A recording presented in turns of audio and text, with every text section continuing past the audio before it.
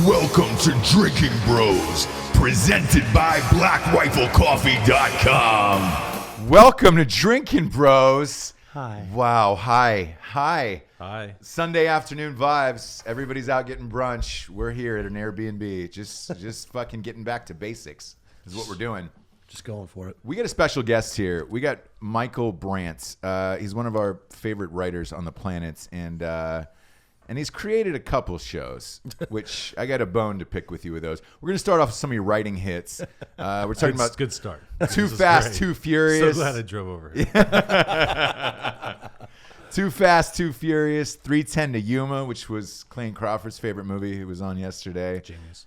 You big fan of his? I am now. Oh, yeah. And then there's a laundry list of TV shows that start off with the same word for some reason. Chicago Justice. Man, never put that together. Chicago Justice. That was short. Chicago Med. Yeah. Oh. 54 episodes. Chicago PD. 102 episodes. Chicago Fire. Massive show, obviously. Why Chicago? I never put that together. Ever. You're joking me. That's fucking crazy. If that's the case, I think I'd call it. I'd wrap it up right now. Oh my Just god. say goodbye to That's everybody. insane. Are you a big fan of Chicago? I am now again. I lived there when I was little. Oh, you did? Yeah.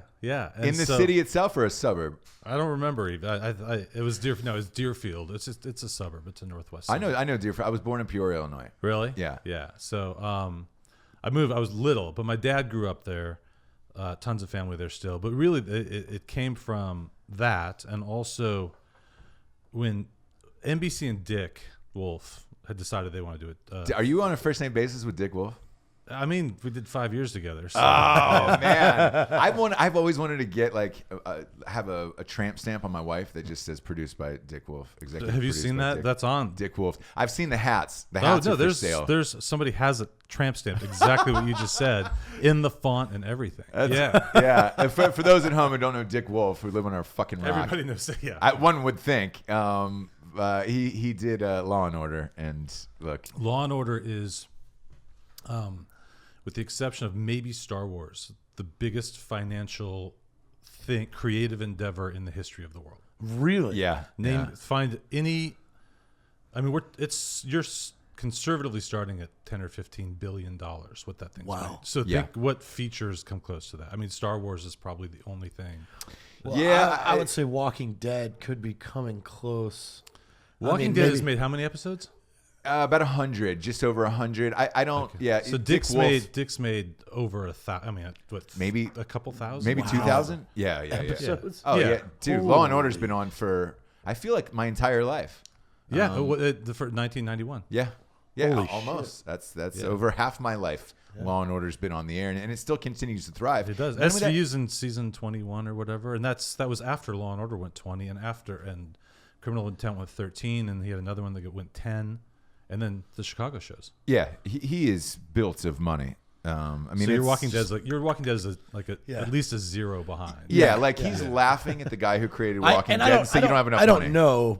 I just know through merchandising and everything like that, Right. Walking Dead has killed as a franchise. Oh yeah. And they've got a spinoff going on now.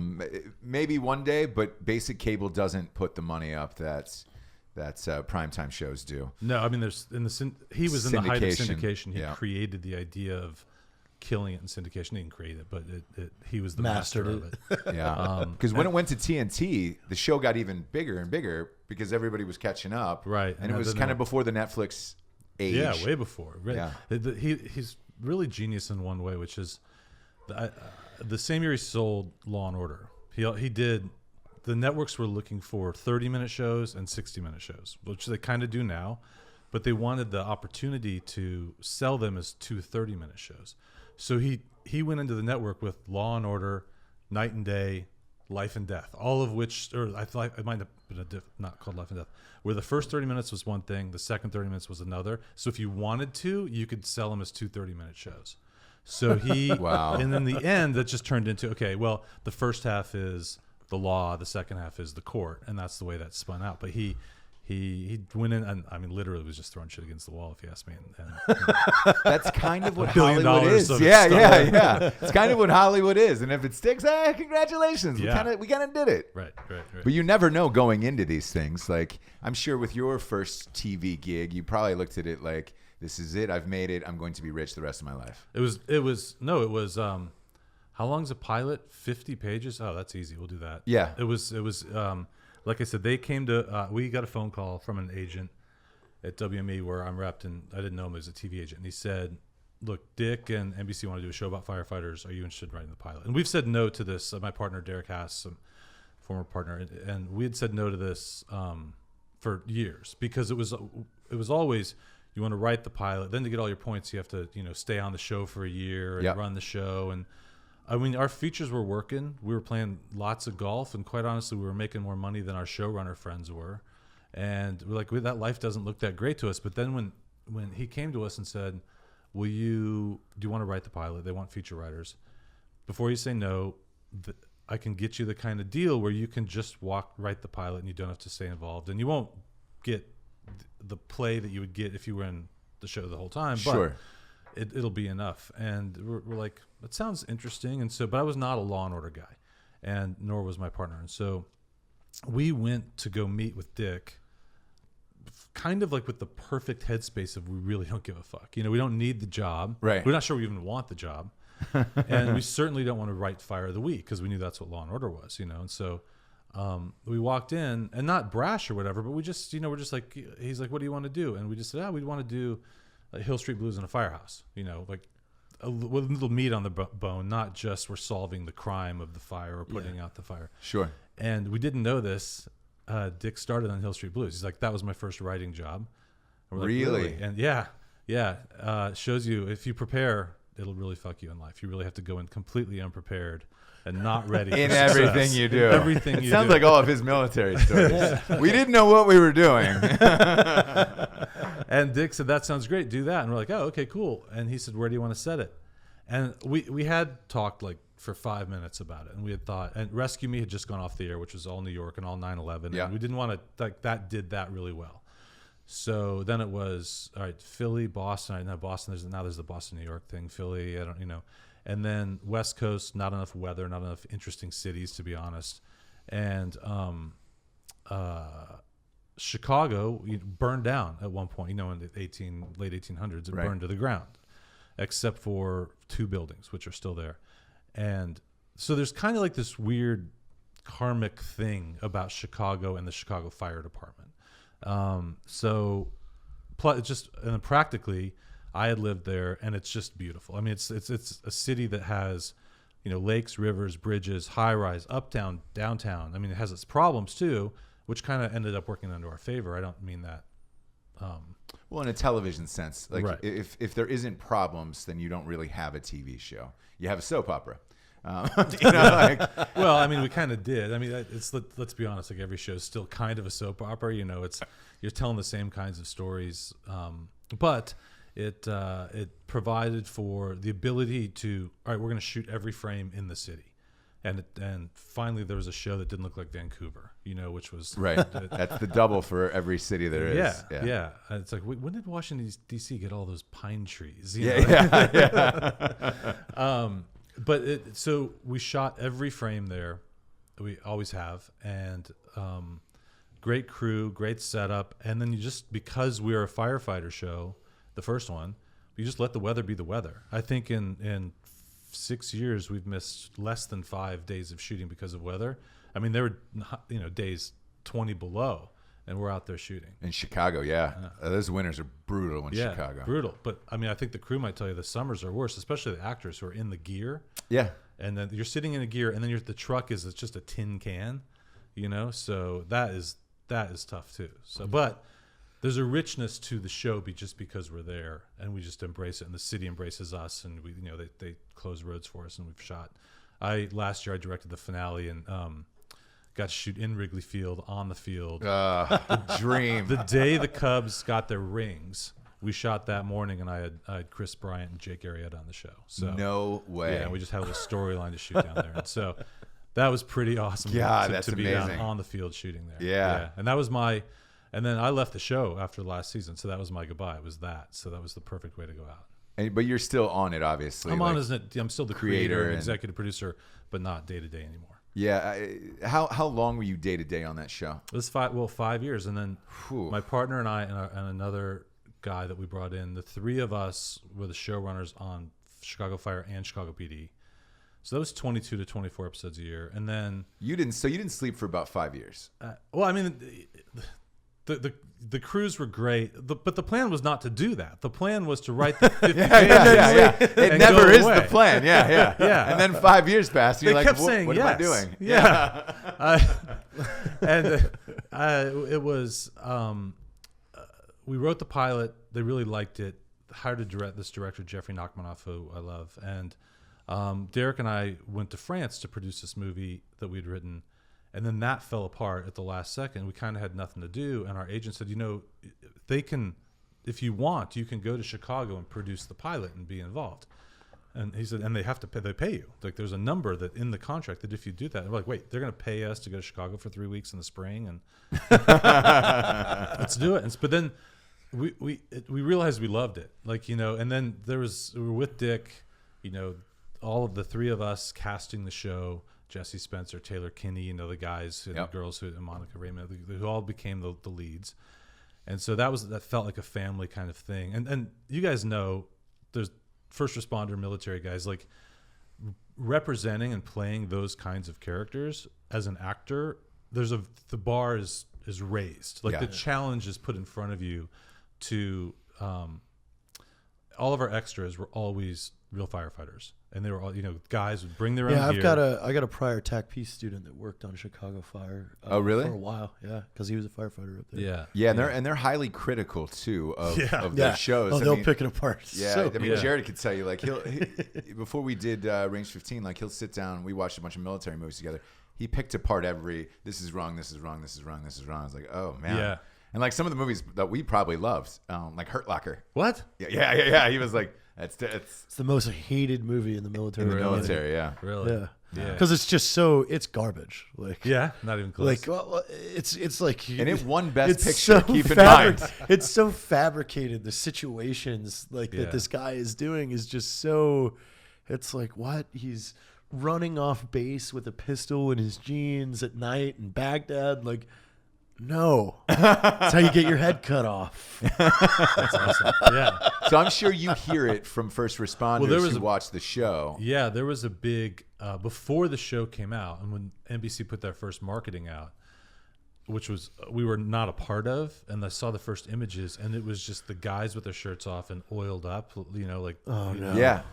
and the girls, looked hot too, and it was like, that is so not what we're doing, Right. Our guys are training, like our guys are doing Was the Sophia real Bush stuff. in that one? No, Sophia was on PD. Gotcha. Because I remember her slow turns in those commercials too. It was just like, Yeah, that's That's NBC for you. Yeah. Number one network. They were number 4 when we got there, and now they're number 1. Good for them. I like to see all of them succeed. I don't want to see this whole thing crater. Right. So I'm happy for that. Right. That's good. Yeah. But with our guys trained a lot, and they did everything real. And there was, I was gonna say that, but the real firefighters come as extras, and they come off a 24-hour shift, and here then they come to set with their gear. They're making like $107 or whatever an extra makes on the day, and but they stand out there in the sun or the cold or whatever, and we have them because they're 1,000 feet in the background. Okay, do it again, and they got to re-pull the hose off the truck after the pull up, and then they got to put it back and do it again. And we don't want to be waiting for them, and they're all tired of shit. And then when an actor would bitch, or that didn't happen very often, but they would get a little persnickety or whatever, you'd just point over to those guys and be like, yeah, you want to complain about Exactly. your call time this morning? Yeah. I know we had to get you 10 minutes earlier than usual, but it's because it's fucking snowing out. Yeah. And those guys haven't slept in 48 hours. Yeah, and they're making they were $100 on today. 24-hour shift last night. Yeah. We didn't have to say that often because our lead tech advisor was, generally thought of as the baddest man in Chicago, and his best friend was commissioner, and he only didn't do it because once you're commissioner, you can't be a firefighter anymore. You're not on the street anymore. So he was on set every day, and to look him in the eye and be say an no. asshole. Yeah. Yeah. So, and I think he is very well known around the country. He's taught a lot, and so he did get us a lot of cred. We were all a little nervous when those images came out, and everybody's greased up, and it looks like a fire porn kind of thing. Yeah. I know the gay community. There was a lot of cheers. For shout out to them. Yeah. So, when they were looking at shirtless dudes with axes, Yeah, and it was just yeah. like, oh, yeah. Yeah, Gaga's boyfriend at the time. Exactly, and that's Yeah. what they associated with. It was like, all right, let's check out how hot Yeah. Lady Gaga's boyfriend is. Yeah, he's hot. he's great. He's great. But so when the show did come out, though, and I think every firefighter that I talked to and that I got feedback from our guys kind of watched it through their fingers, like, how fucking bad is this going to be? And then we got a lot of good feedback because our guy wouldn't let us do things. I mean, you push the envelope sometimes on a story. the story, Yeah. and you're like, all right, maybe. I mean, truthfully, every fire is you're blind. I mean, they can't see anything ever. So we can't do that. We have to see something. Right. Oh yeah. So- After we did ours, like I explained to a lot of my buddies, like, where you have to just give up for film, like, and sorry, making it real would have made it super boring. And Yeah. It would have taken way too long, and it really didn't matter. Yeah, because there's elements to all these stories where it's like, great, you still have to make it exciting for the audience, but you got to bend the rules a little bit Right. according to what's protocol on some of these things. Military, first responders, and it's like, because you're right. If you're shooting a real fire show, you can't see anything in front of your face. A black screen is not going to get it done. Right. And you spend most of your time sweeping up glass and the shit after pulling down walls. But so we got to this thing. I got to a place with our tech advisor of, okay, I need the answer to be yes. So, is it possible for two characters to be caught in a flashover, but one of them doesn't have their mask on? You know what I mean? Like, sure, because that's the drama. Yeah, but you want to see their face as well. And I would need to see their face. Yeah, and he'd be like, yes, that's possible, but then we'd find Then build the situation into it. Can they at least pull a piece of drywall over them? So the real firefighters like, okay, I guess with a piece of drywall on them, they could survive 5 seconds or 30 seconds in that heat versus just going like that. So, Dale, we got to get you out of here. And that's about, all you're going to get out of Where's that, the right? drywall? Yeah. yeah, a lot of drywall on the show. Where are you from originally? Chicago for a minute, and then grew up in Kansas City. And but I see Wisconsin on here. Did you go to? I was born in Madison. Okay. Did you end up going to school there? No, I went to school in Baylor. At Baylor, You went to college Texas. at Baylor? Yeah, in Texas. How'd you like that? That's a fun time. It wasn't as fun when I were there as it was like 5 years ago when all the football players. Yeah. That's because that's all I read, and I'm like, man, Baylor fucking rages. I got born too early. Yeah. Because you guys have always had a pretty good basketball team, football team. Yeah, except for the murder part of the basketball thing where one player that's killed another right. player. Yeah. That old pesky murder at college. See, and all these good Christian Baptist kids, how they act. That's all because it's Waco. There's something in the water down there. Oh, you know this. It's true. It's a weird town, Waco. It's very weird. I'm going to say a series of facts that I'm not sure are true, but I've heard this, which is that Waco and Jerusalem carry some latitudinal something. Latitude and longitude, something like that. I think the latitude goes that way, right? So, it's on a river. I've seen the Klan march down the middle of Waco in the street there. You had the David Koresh thing, which big fan of Koresh. he was great. Yeah. I was peripherally a part of that whole thing, believe it or not. I was in school when that happened. I was in grad school. You're kidding. No, and Did you guys drive there at all and go and see it? Because I've driven by it. That special's on right now on Paramount Channel. The reporter, in my old days, I wanted to be in television and do broadcasting, and so the reporter who was standing outside, I don't know if you remember the story, but before the raid, it was on the scanners that they were going to raid, the police scanners. And a reporter for the CBS affiliate there heard it, and so he just went and he was just he was parked there, and he beat everybody. And so he's out by the mailbox on the dirt road, and the compound's like a half mile down. Yeah.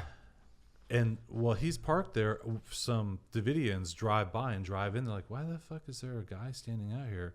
And they went in and told Koresh, and they were able to kind of fortify themselves before the raid happened. Because of that one reporter? Because that reporter, yeah. Yeah, I worked with that reporter. So. Oh, really? Yes, and then the guy who there's. Does he feel guilty, or does he feel?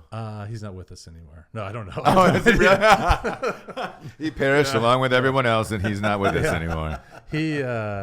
Then there's a video production place there called Asbel's, and Billy Asbel owned this place. And I used to like shoot weddings, and there were no bar mitzvahs. There was weddings and other things in Waco, and Billy had 3 sons: Billy Ray, Billy Chuck, Billy Ray, and Billy something. I forgot the third one. No shit. And he's consistent. Yeah, if so nothing else. He had a video production company, but then he sold guns out of the back, and he's the guy who would get all the guns for. For caressing those guys. So I had like a double. Man. Yeah. A lot of goodness So you going started- on It is there. a weird town. It's a very strange town. You started doing production just wedding wise, like holding the camera. I did my first editing. my first time ever, my first set ever, and it's probably the happiest I've ever been. Was I was back in Kansas City for summer. I got an internship. Got a call. Hey, can you work on this grocery store commercial tomorrow morning? I'm like, dude, I'm in show business, right? I go there. You made it. It's a small crew. It's just like one small grip truck, with the equipment on it. It's a camera guy, it's a director, and it's a producer, and it's me. And the camera guy / grip / gaffer / everybody says, hey, Mike, can you run out to the grip truck and get me a C-stand and a shiny board? I'm like, yeah, run out there. No, I don't even know what they are, right? So shiny board I figured out. That's the Easy one, yeah. The C-stand is not what it sounds like, No. looks like. Nope. At no point, yeah. And then thankfully I figured out that they're labeled, so I get one of those, go back in. He's like, great, just put that over there and just shine the light over here. I'm like, Just okay, bounce no it problem. over here, yeah. I don't know if you guys have ever tried to open a C-stand, but it's tough. It's like you do this dance and you got to hold. If you don't hold it down right, Yeah. you do circles with it. And you yeah. You dance with it. So I did that for a while. 2 days ago, Jared helped me out with that. I was like, "Hey, man, I'm gonna go ahead and leave this to you." Was there a C-stand involved? Yeah. Oh, yeah. And he was like, "Bro, you're." I mean, it looked like Mary Poppins trying to open an umbrella or something. Like I was above my head at one point, and I'm like, Oh, "Bro, you had can it upside just-" down. And Yeah. See, I'm sure I was doing. And I'm that like, too. that's why I direct. I don't even bother with You that. can't I'm put like, yourself- hey, yeah, just yeah. put that over there, please. So I do the dance. I get the thing up. He's like, shine a little light over here. I do that. And the gag was, the commercial was, there was a cow coming through a real cow coming through the checkout line. It was buying milk or eggs or whatever the joke was, But we had a real cow there, and there was a cow handler, and he's like, okay, bounce the light right here. And so I'm bouncing light off a cow's ass. Right? My first job was filling the light on the cow's ass. The camera was over there, and I was like, I have never been happier. That was my start. I fucking love being on a set. That cow could go crazy, but I still remember how well I rimmed the cow's ass with the light. Yeah. And then we finished the day, and I'm going home because I didn't realize that they take you out for dinner or food afterwards. Right. And so like you're coming to eat, right? I'm like, oh, there's food involved here. Like, dude, that's why we're all on the job. Is there's free food all the time everywhere. So we go to Applebee's, and I just kill it at Applebee's. And again, like Fajitas? Did you go fajitas at Applebee's? Because yeah. you like to hear the sizzle. The sizzle used to embarrass me. I didn't like it coming at me, and like everybody's looking at me. Everybody's embarrassed at first, and then I welcome it like a king, where it's like, yes, those are my fajitas. Because everyone stops in the restaurant and looks at that one fajita. You're the guy who liked the happy birthday thing when they came clapping over. Oh yeah, I expect it. Yeah. And if I didn't get it, it was like, manager, That's bring funny. them all out, line them up. Let's go by height and down, and then let's hear it an octave higher, maybe, because that's how I'm feeling today. Yeah. Yeah. So that was my first day, and ever since then, see, here we are. But That's When incredible. did the writing start? I started as an editor. I went to grad school at Baylor. They were like really into new technologies, and so at that point, they were already we were running the HD equipment for Sony at NAB, and like they were really into these technologies, and this new technology was coming out, which was kind of computer-based nonlinear editing. I mean, the Avid was we had one of the first Avids at Baylor. And so I kind of threw myself into the editing world because my mentor teacher guy said, you want to write and direct, learn how to edit. Because if you know how to do that, you can you can move to LA and you can get a job. Yep. Because you have a real skill. Yeah. right? I mean, what's a producer? What's a director? You know, what's a writer? It's a guy who's the title. To be an editor, you have to know how to run the equipment. Yes. To be a camera operator, you got to know how to run the. They are grossly underpaid, by the way, as well. Yeah.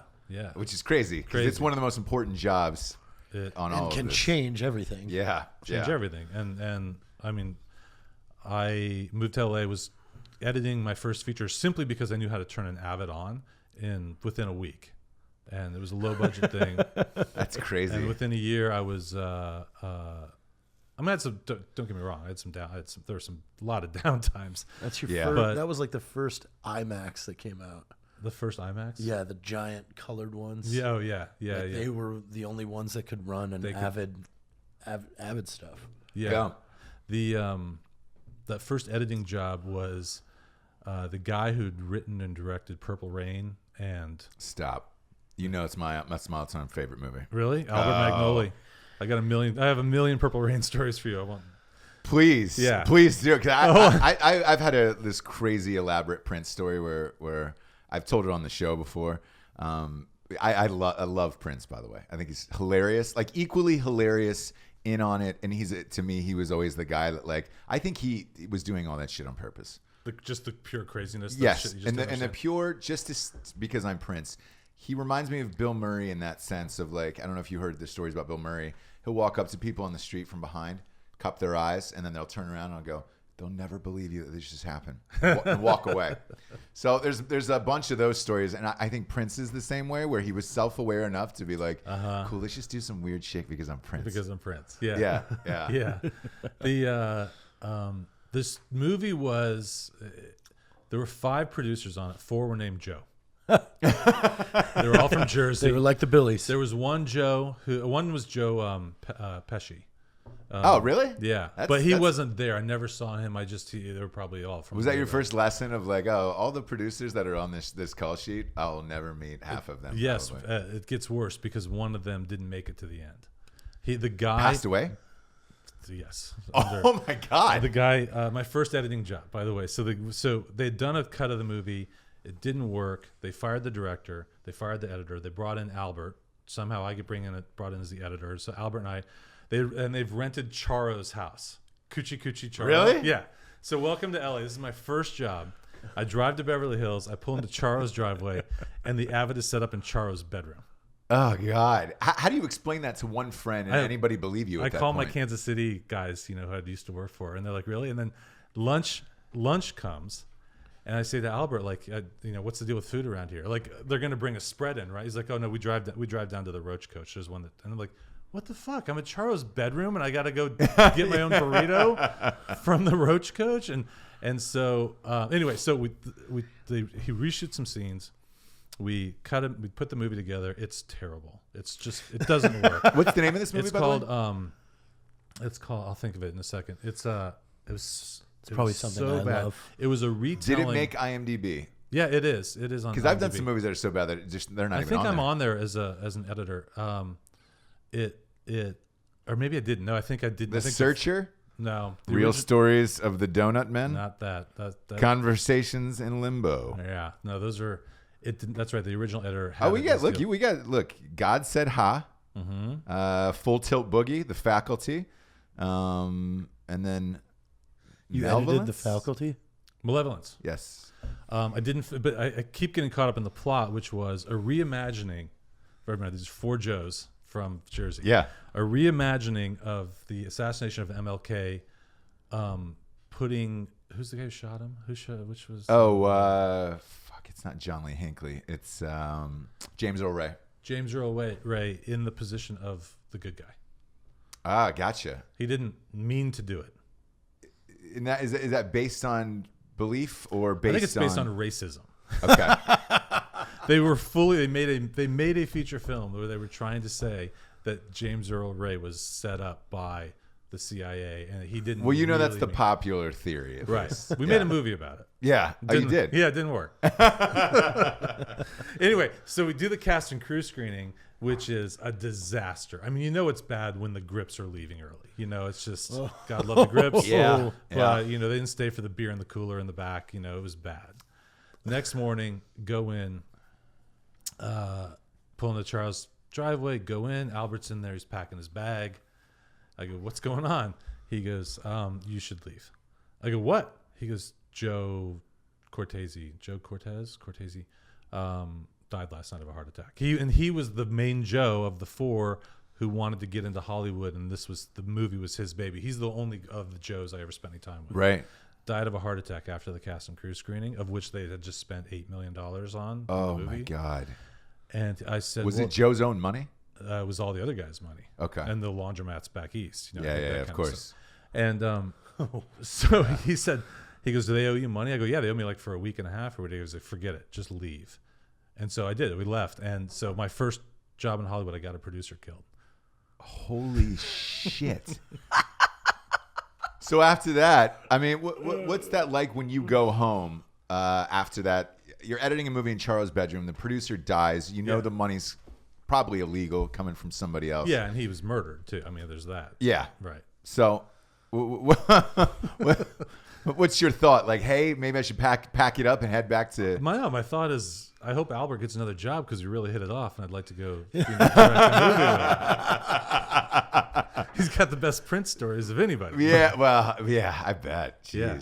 I bet. Yeah. So what was your first big break then out here? Was it Too Fast, Too Furious? That was it.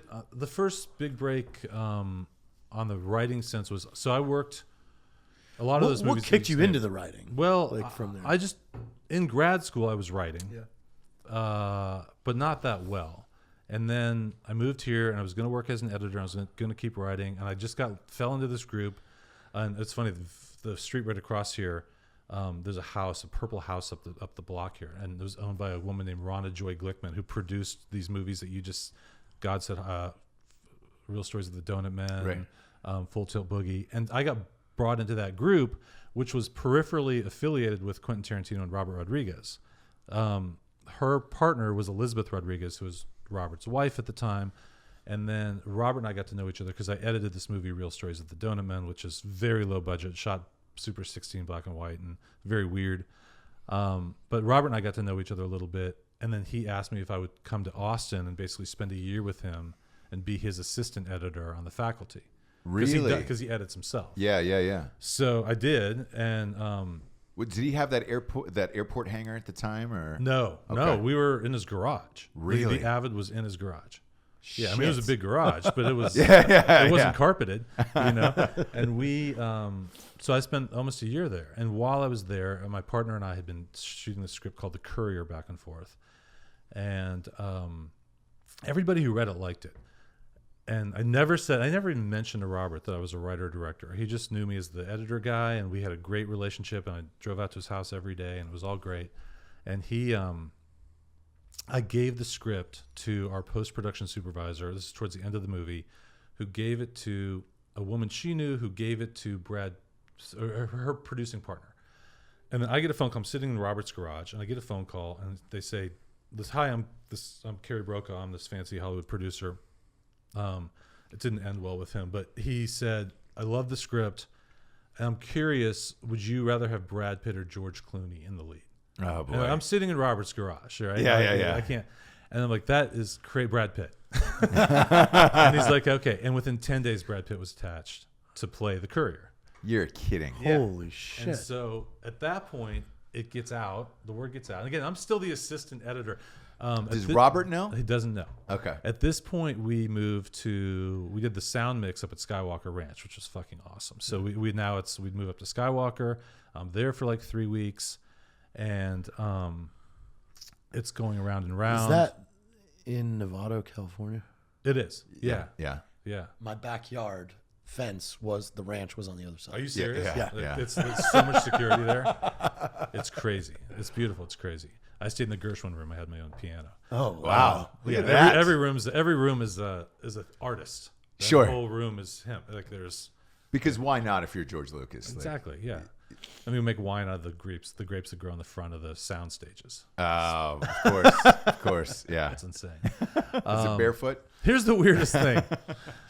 So Lucas would be around, and he would drive his own car, but he had 2 blow-up dolls in his back seat, like they were riding with him. And all we could ever think was that was so he could drive in the diamond lane. Oh yeah, for no traffic. Yeah. Yeah. Does that make you're George Lucas? You get pulled over. You have 2 blow-up dolls sitting in the back of your car.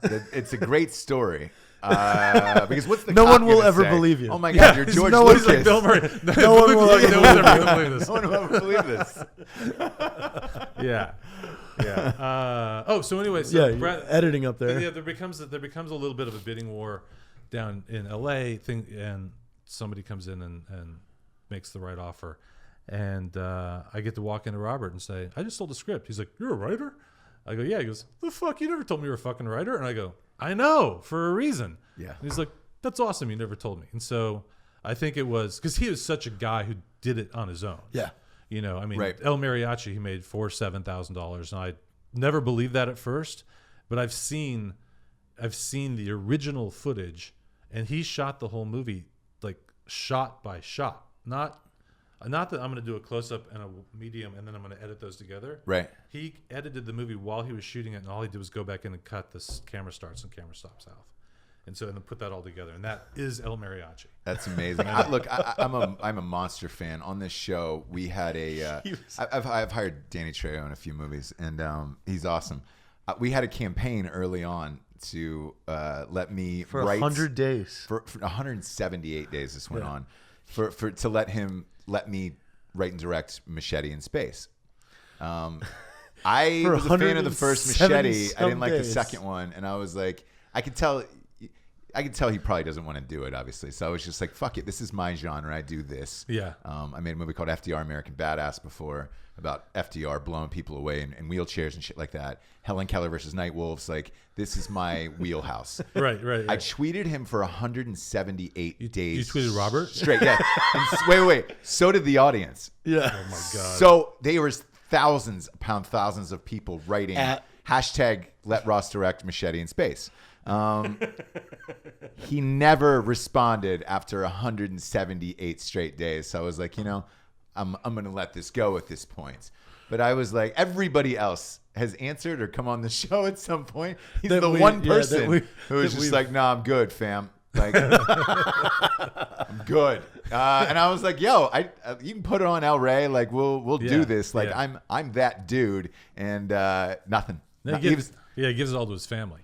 I was just looking up. Ethan Manikis directed the first Machete. And he and I, when I first got hired by Robert and those guys to these lower budget movies, Ethan was in that world too. So we kind of came up together. He left, and then him leaving Robert's world as an editor is kind of what allowed me to come in.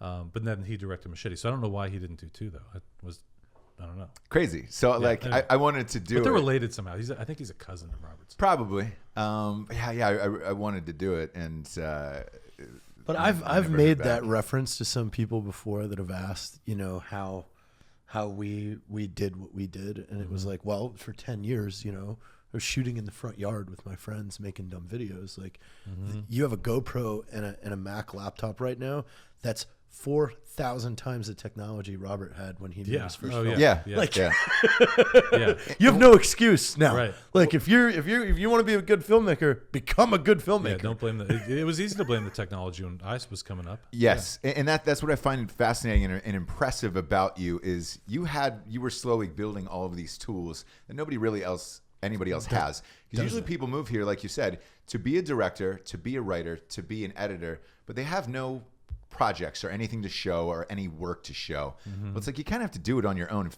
figure shit out. Like, whenever I talk to people, I'm like, figure it the fuck out. Like, today, you have a 4K iPhone and all the editing software on your phone.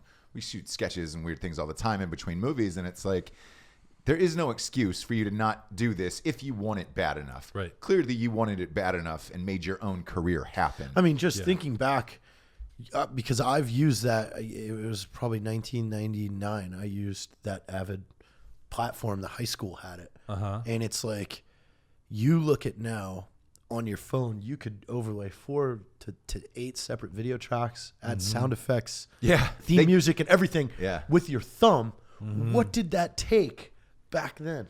I know. Like, you had to take a high cassette or HDV cassette and rip it in real time and sit there while you ripped it. Right. And even then, like, even Avid only restricted you to 2 video tracks with their first. Early on. Yeah. I wrote my master's thesis on does the tool make a difference? So what my thesis was on, in film editing, did the films that were cut on film, like on a Moviola or a Chem where they physically cut film, which wasn't that long ago. No.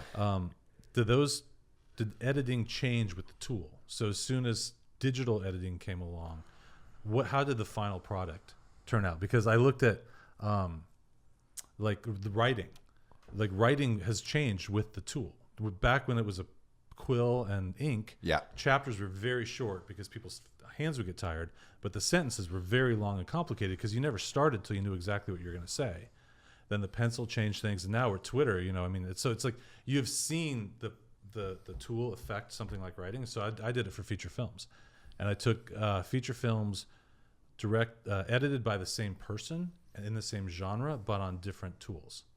One side being film, the other side being, and I did like this whole quantifiable thing. Well, do you think there's a difference, even though you kind of have to go step back a little bit, because somebody filming on digital rather than filming on film, that's going to be entirely different. That's right. Like you're talking, you're going to make them fucking rehearse like 1,000 times. Yeah. Now we're rolling film, guys. Yeah. Like you're going to get this. Like, so in that editing bay, when you're putting things in bins and stuff, though, it's a whole different world at that point. Yeah. Whether you're editing digital or film, because Right. now you're working with less over here and probably much more higher quality prepared scenes rather than going through 15 trash takes to one that works and then they moved on. Yeah, can you imagine how long it takes to get those takes, pull them off? You got to put them on the reels. You got to strip them, what, and then Go to and then watch PhotoCam it, and you're like, oh, I didn't like that one. Then you put that one away. Then you get the next one. Versus click, click, click, click, click. Yeah. So it's all. I mean, it's different.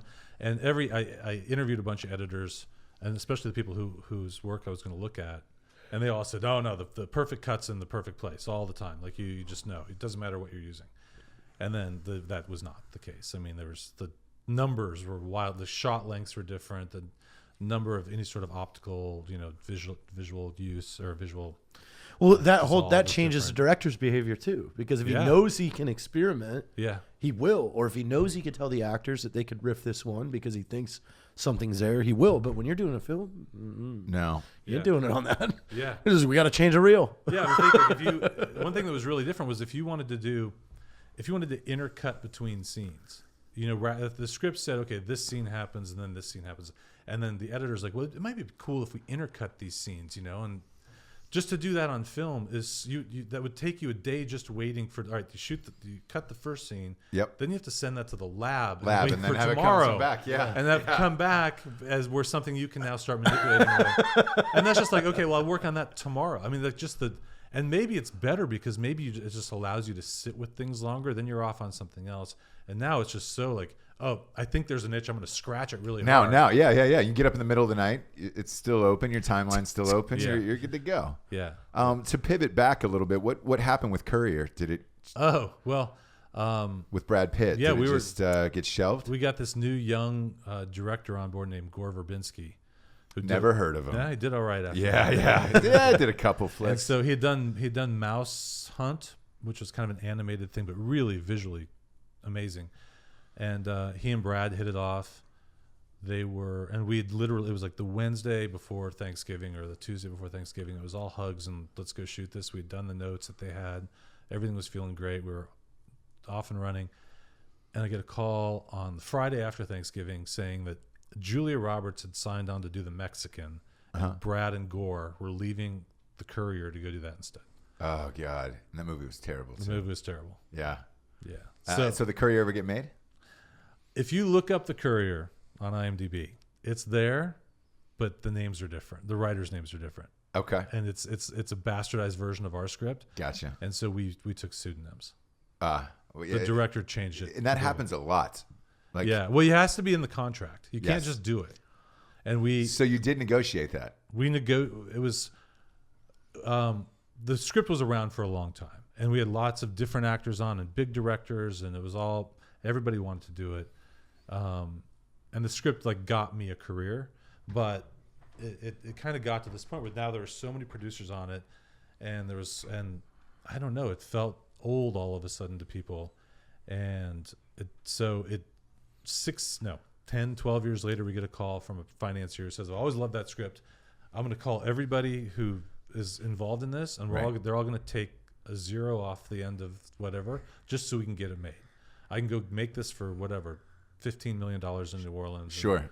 And tax credits, all that stuff. Yeah. And so everybody did. Everybody's like, well, we're not getting anything anyway. They got this guy to direct it who had a film up for Best Foreign Film the year before. And he hired some really weird people. Jeffrey Dean Morgan played the lead instead of Brad Pitt, which I like Jeffrey Dean Morgan as an actor. He's great. But the production just looked really cheap. And so I didn't. So at one point, I directed a movie called The Double, and we were in prep on that. And they sent us the script for the Courier of what the guy had, the changes he'd made for the locations. Like, this is not even fucking close. Right. Our only reason we said yes and we'll take no money is because we just wanted to see our first thing get made. And he had changed all this stuff. And they had screwed something up in terms of their option. And so their option had run out, but they were also 5 days away from shooting or something like that. And so we said, fuck you, we're taking it back. And the guy said, my company is over if you take it back. We're like, we don't care. Right. And so we made this deal where we own like half of the company, which is 0 now. Yeah. But also we get to see a cut of the movie, the director's cut, and we get to decide to take our names off or not. And we're sitting in this little theater in Wilshire. We meet the director for the first time at the screening of the director's cut. And there's like 6 of us in this whole theater, and the director's sitting right I'm in sure front of he's us. not stoked about this at all. Dude, Derek, my partner, leaves halfway through.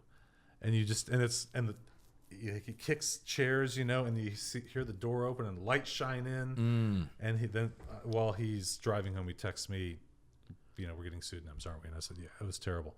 So I've never seen it since. I don't think he's ever seen it, but it's not written by us. That's funny. Yeah. Do you know? That's Hollywood. Because this is kind of same time frame. Did you ever run into Troy Duffy? No.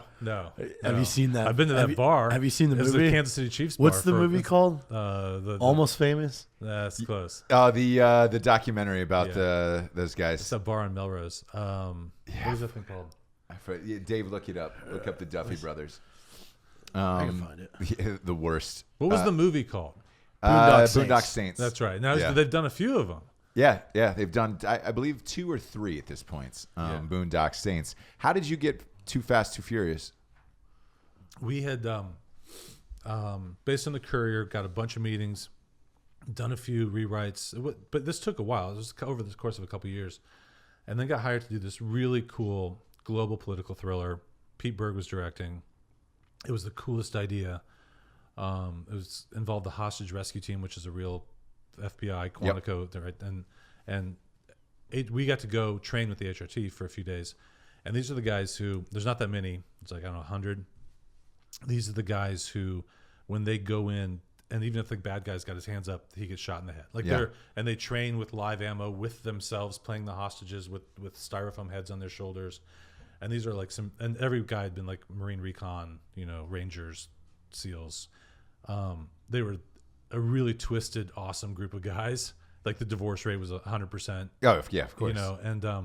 But they were fucking great, and they took us in. We had such a good time. They have a fuselage for like every major airplane, so they know exactly how to approach it, how to get in.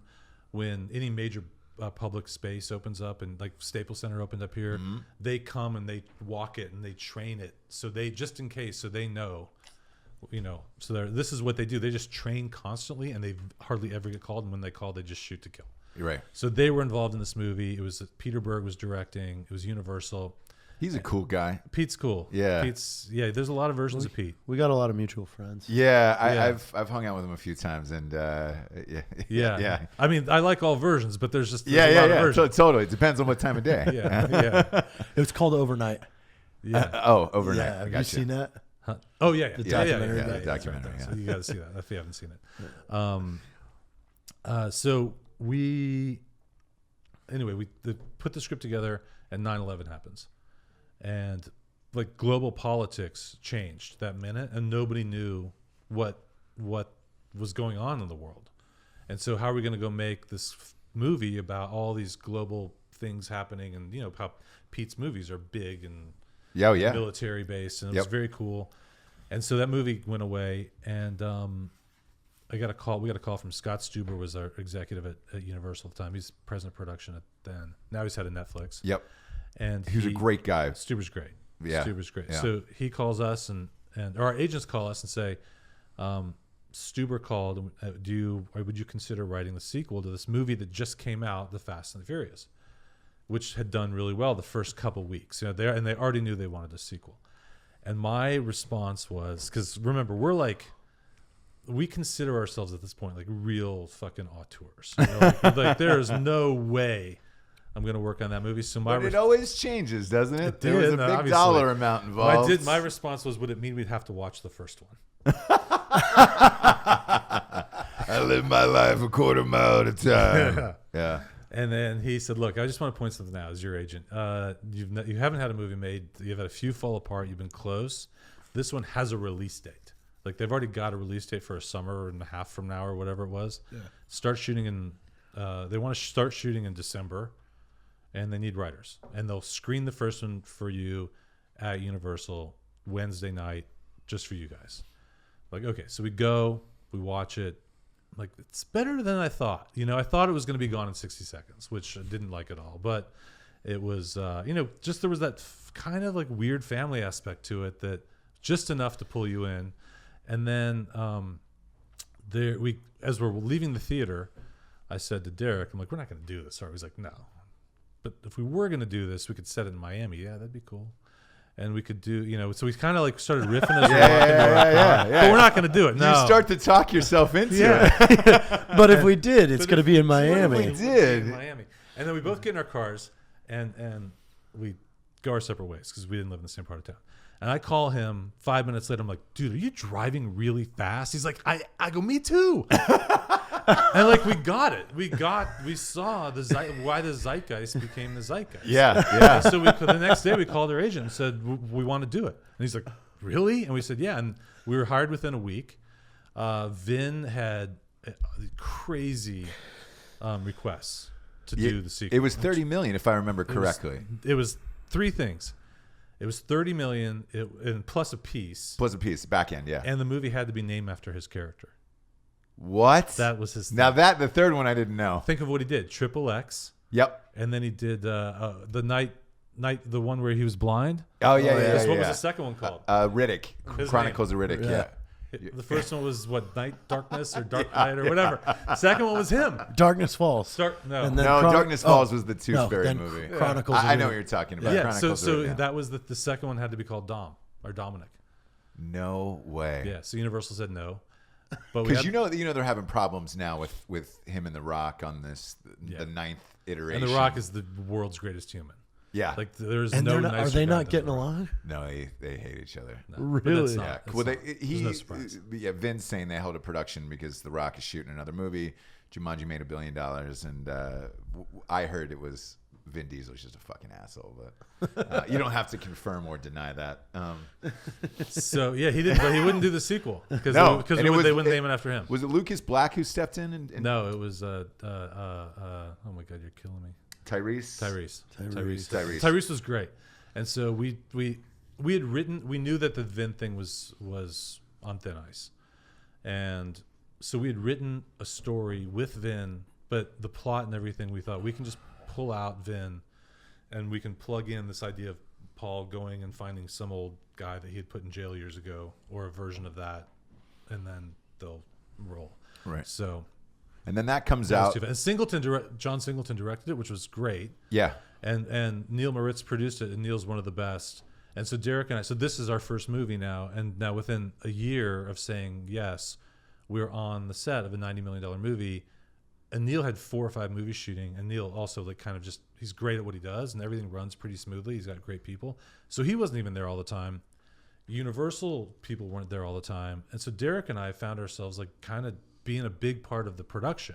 Wow. Which is because Singleton. That never happens. No, it doesn't. Not on that kind of movie, but Singleton is awesome, and he's not, he just let us do the writing, and then, but except for every bra. I mean, there's a bra like at the end. Yeah, of it. Need more bras. Need more bras. I need more bras. Yeah. Lots of bras. But he, it turned out to be the best thing we ever did because Mangold wanted to remake 310 to Yuma, the only way we got the gig or he got it greenlit was because he got guys that wrote a movie that a younger generation paid a lot of money for.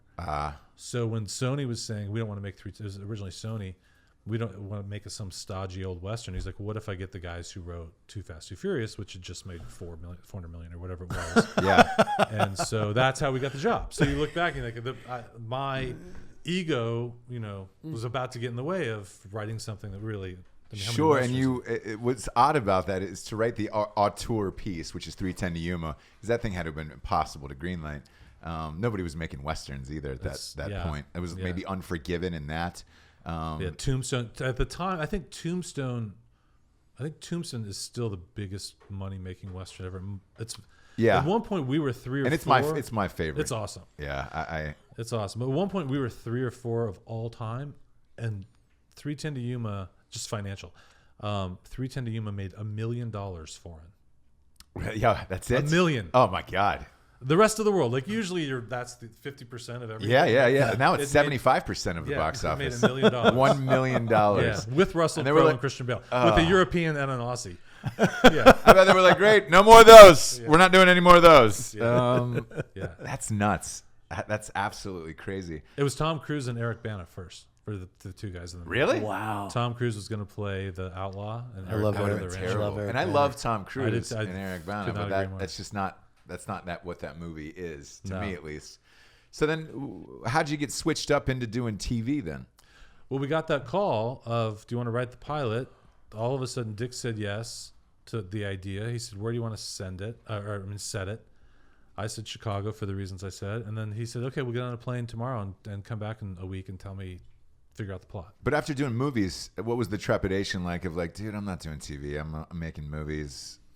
Because there's half the industry is like that, where it's like, I'd rather do films or I'd rather do TV. It's changed since. Yeah, it's weird because it's not the same conversation. That it was 5 at years all. Ago. 5 years ago, it was you tried to get on network, and then you tried to get to 100 episodes, and then you were done. Yeah. Then you had your boat, and that's just not the way it is now. And you also there was a stigma to going to TV back only 5 years ago. Yeah. Oh, yeah. That's why I said, like, in your time period, like, that had to have been at least like, let's still keep making movies. Or? It was we have nothing to do, and we have 50 pages. How hard is that? Let's just write the pilot, and maybe it'll just go forever, and we'll get sent money the rest of our life with no intention of staying around. Right. And the movie fell apart. We ended up in Chicago producing the pilot, and the very first day, first shot, we're sitting there with Jeffrey Nachmanoff, the director.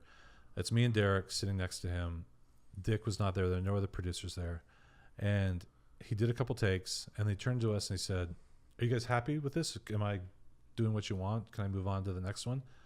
And Derek and I looked at each other like, "Oh, fuck, we're in charge. This is ours. This is ours. That's right. It's television, and we're in charge." Yeah. No, Jeffrey, you should do another one faster. What the fuck is wrong with that? So we're like, this is great. So we stayed throughout the whole thing, and then like the yeses kept coming. It was, "Okay, do you guys want NBC's going to pick up the show? They're going to order first half of 13 episodes." But we don't know how to run a show. Like we hadn't done that. Being a showrunner is tough, man. That's a job that I would not wish on my worst enemy. But you're in charge. You are. But and that's the hours are all the problems like that occur on sets. Right. They're coming to you like, "Hey, fix this." We were lucky enough that Wolf has a machine. So he's got guys who run his company from not the creative side, but from the I didn't get calls from agents very often. A lot of the calls would go to him. If there was a negotiation problem or something. Dick did a really good job leaving us just to the creative part of it, which doesn't make it that much easier. But and then when the show got picked up, we said we don't know how to run a show, but if you hired our friend Matt Olmstead, who we'd been friends with for a long time, because we had this shitty band together way back when. He had run NYPD Blue forever. Yeah. He ran Prison Break for its whole run. Oh wow! Couple small things. Yeah. And so they said, okay, and they hired Matt, and so then it was like, the three of us did it together for 5 years. That's amazing. That's awesome. One question I always ask writers, especially big time writers in Hollywood: what is one script that has not gotten made that you wish? For me, it's 2. It is. Two. Okay. Yeah. One is the first one. The first one is it's the story of Joe Namath and the Jets and the winning Super Bowl IV. That's And, good. That'd be a great one. Yeah. So did it with Mangold to direct, wrote it, and with Joe's blessing, and spent time with Joe. And it's the story. It starts with Joe's last game in college, and you just see the rise of who he is, and you see the rise of the AFL, and just what fuck ups they all were. Right. And it really was like this Ocean's 11 kind of thing of them stealing the Super Bowl from the NFL, and that's what the movie is. And How did that not get made? Well, and who did you want to play Joe Namath? Because that's a hard one to cast. It's a tough one. Like I think I can say this. Like we're just talking to Bradley Cooper about it, and Bradley, to his credit, and this was said, I'd love to do it, but everybody's a little worried about the climate of Hollywood today. You know, Joe was a womanizer. Yeah. And he had that thing with Susie Colbert. And that was, that was drinking, and Joe's dry now, and he's amazing. Joe's amazing, and he's beloved, and there's no gentler, more nice person in the world. But I mean, any actor I think right now is a little concerned about, am I going to play a guy who, to his credit, was the women are throwing themselves at him. Yeah. But it wasn't. It certainly wasn't. I mean, on the day of the Oscars, it's going to be every single speech tonight. It's going to be about Me Too. Me Too, yeah. And it should be. But I can see why Bradley or anybody else would be like, all right, I'm not so sure today is the day for me to go play this womanizer. Man, that sucks. It sucks. Because we had this conversation with another guest where it's just like, with the climate, not only sexually and politically, it is fucking hard to get anything with some form of edge passed through a studio system now, because everybody's like, who's going to be offended by this? Right. And it's going to kill the art unless, it's going to take almost somebody independently to break out with something super graphic. White guy, why don't you get up and tell everybody, it's killing our art, all of you women and your accusations. We've said it on the show before, because, again, the thing with me and the accusations and the Me Too and all that stuff is just the accusations, without even knowing whether they're true or false, are ruining people's career, whether or not they did it or not. Right. Like, I look at the Aziz Ansari thing. Yeah, that was a fucking bad date. I don't. That for sure. I don't. Ryan Seacrest. We'll see what happens tonight. So Seacrest was the other one I brought up on the show we did a couple ago, and I was just like, I took the time to read the allegations. I also saw that E hired their full HR team. They did 2 months. They interviewed 16 people, and after 2 months, he was cleared. Now he's got to go back on the red carpet tonight, where the whole thing is, and they're like, oh, what are they going to say to Seacrest? I think Jennifer Lawrence is the only one who came out and was just like, I'm going to talk to him. I know Ryan. I don't think that guy's ever done anything sexually in his life. And it's like, who do you believe going forward? Because once it's out there, and that's it. And then you associate that name with that person without ever really reading the allegations or taking the time to find out what the stories are. And that's why I think it's going to be so difficult going forward with characters that are, like Joe Namath. That's what it was back in the day. And you're right. Women were throwing themselves at Joe. Yeah. And that was part of his persona and what made him awesome. Right. My dream was to do a Ric Flair biopic. He slept with 10,000 women. Not that he didn't do anything, but all the women wanted to sleep with him. Right. That's another one that's probably impossible to make right now. What's your second one? It's called, it's based on a book called The Billionaire's Vinegar. It's a true story about a guy unearthed Thomas Jefferson's wine cellar in Paris. So all these bottles and barrels of wine from the 1780s and 1770s go on the market, in Sotheby's is selling them all. This is in the mid 80s, and you have multiple billionaires paying hundreds and hundreds of thousands of dollars for each bottle of wine. The Bill Koch of the KOCH, Koch brothers, the Tea Party guys, he famously bought a bunch of them. Koch brothers finance all the Republican conventions, everything. Everything. Yeah. So it turns out it's all bullshit. This guy faked everything, and he faked finding the cellar. He faked the wine himself. He faked the bottles. Did you sell this already? That story's been around. I mean, it's based on a book. Yes, because I saw a thing on 60 Minutes, and like the elaborate way they were changing the labels was it's crazy. It gets the 60 Minutes story was about an LA guy who, because I got into this, kind of congruently with me getting into this book and this world, I got invited to a bunch of wine things here where this one guy was pouring all these incredible bottles of wine, and I'd be sitting with the world's highest end wine Connoisseurs, but also like critics. And they would be like, "This, I don't know where he found this bottle. This is the most stunning bottle I've ever had. It was from 1942, and whatever." And I'm sitting there drinking it. And one night they opened $500,000 worth of wine, and there were 12 of us there. Holy shit! And that was in that room. And the guy complained. The guy who's pulling wine out of his trunk is this guy. His name is Rudy, and any wine person knows about Rudy. Rudy was in the room that night, and I've been in the room with Rudy a lot. And Rudy's the one that 60 Minutes of the story on. Rudy was faking all this wine too. He was following in the footsteps of the original guy. But the original guy's awesome. His name's Hardy Rodenstock. He lives somewhere outside of the U.S. because he's been sued here by Bill Koch. So Bill Koch bought all these bottles. Yeah. Bill Koch is the most litigious motherfucker in the world. Yeah, those guys fire off lawsuits daily. On each other. Yeah. And their mom. Yeah. I mean, it's they don't have the dad. There's 4 brothers and a mom. They're all natural gas and from Kansas. And it's the largest private company in America. Nobody knows what it's really worth because it's private. And they sue the shit out of each other. And so he gets involved, and we send Bill the script, and we do our very best to make Bill look like just a guy who's looking for justice, which he is. I mean, he's not a bad dude in the idea that he bought fake wine and he's fucking pissed. he just wants his money back. He wants his money back. He wants money back, and plus he spent millions so far to get his $150,000 or whatever it was. He's not Right. But so we sent him the script, and he says his response is, "This isn't over yet, so I hesitate to.